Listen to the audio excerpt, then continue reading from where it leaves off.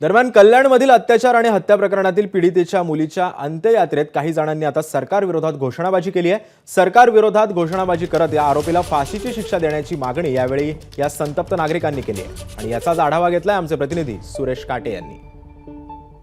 कल्याणपूर्वेमध्ये अत्यंत धक्कादायक घटना घडली होती। विशाल गवळी या नराधामाने 13 वर्षाच्या मुलीची हत्या केलेली आहे आणि या प्रकरणी आता जर पाहिलं तर या ठिकाणी आता तिथे अंत्ययात्रा जी आहे सुरू आहे। घोषणाबाजी मोठ्या प्रमाणामध्ये या ठिकाणी सुरू आहे। आरोपीला फाशी द्या अशा पद्धतीच्या घोषणा ज्या आहेत त्या या ठिकाणी सुरू आहेत। आपण जर पाहिलं तर हजारोच्या संख्येने या अंत्ययात्रेमध्ये नागरिक, स्थानिक नागरिक असतील, आमदार असतील, या सगळे या ठिकाणी सामील झालेले। मात्र जोरदार घोषणाबाजी ती आहे अजूनही सुरू आहे।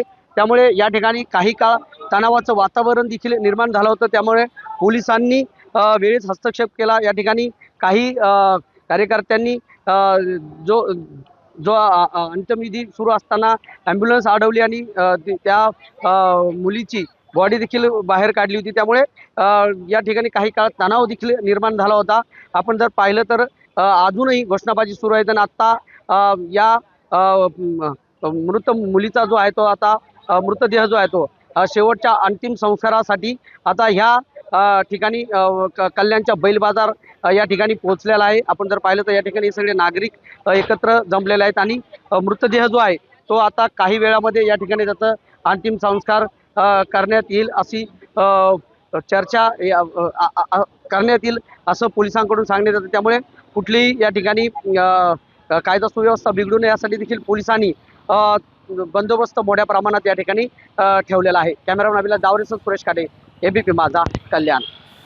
दरम्यान विशाल गवळीकडून 2023 मध्ये म्हणजेच मागच्याच वर्षी एका शाळकरी मुलीला भर रस्त्यात त्यानं अतिप्रसंग केल्याची धक्कादायक घटना घडली होती आणि याच घटनेतील पीडित मुलीच्या आईनं एबीपी माझाला एक एक्सक्लुसिव्ह माहिती दिली आहे, पाहूयात। पीडित मुलीची आई आपल्या सोबत आहे स्वतः।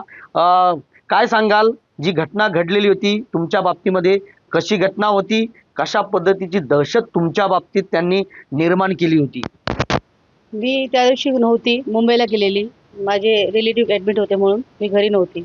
माझे मिस्टर, माझा मुलगा घरी होते आणि माझी मुलगी कॉलेजला गेलेली। ती आली, लवकर आली। तिला काय प्रॉब्लेम झालेला, तब्येत बरोबर नव्हती म्हणून ती लवकर आली। ती तिकडनं येत नव्हती, पावसाचा किचड वगैरे सगळं राहतं, फिरून यायची, पण त्याला एमर्जन्सी होती म्हणून ती तिकडनं आली। मग त्याला बघून तो पाठी वळून तिच्या पाठी केला आणि पाठनं मग तोंड दाबून तिला पकडलं। कसं करून माझी पोरगी तिकडनं सुटली आणि तिकडे माणसं पण होते उभे, 2-3 उभे, तर त्यांनी कोणी काय रिस्पॉन्स दिला नाही। माझ्या पोरीला बोलला जा घरी म्हणून, जा बोलले, आले। नंतर मी मुंबईवरून आल्यावर मग मला कळलं हे सगळं मॅटर झालंय म्हणून। पुढे काय झालं या केसमध्ये? काही मागे घेतली केस किंवा काय तुम्हाला? अजून मागे काय घेतलं नाही। केस आहे, त्या 2 महिन्यात सजा झालेली, 2 महिन्यात तो सुटका आला। आमच्यावरनं लेखी वगैरे सगळं लिहून घेतलेलं, कोर्टात जाऊन पण मी सगळं लेखी करून देऊन आली, सही करून आली, तर पण काय मला कळलं नाही। नंतर 2 महिन्यात तो सुटला। आम्हाला काही रिस्पॉन्स कोर्टातून पण काय आलं नाही की पोलीस स्टेशनमधनं आम्हाला काय निरोप आला नाही। त्याची दहशत आहे असं सांगण्यात येत आहे। नेमकं कशा पद्धतीची दहशत तो माजवतो या ठिकाणी? सगळ्या गोष्टी, मारहाणची, धमकीची, पार्टनर जातात, मुली वगैरे जातात, नाही तर माझे मिस्टर पण किती गेलेले पार्टीमध्ये शिवी घालतो, माझ्या मुलाला शिवी घालतो। त्याच्या दहशत आहेच तिथे। कालची जी घटना घडली त्या घटनेमुळे तुम्हाला आणखीन काय आता काय वाटतंय? अजून भीती वाटते।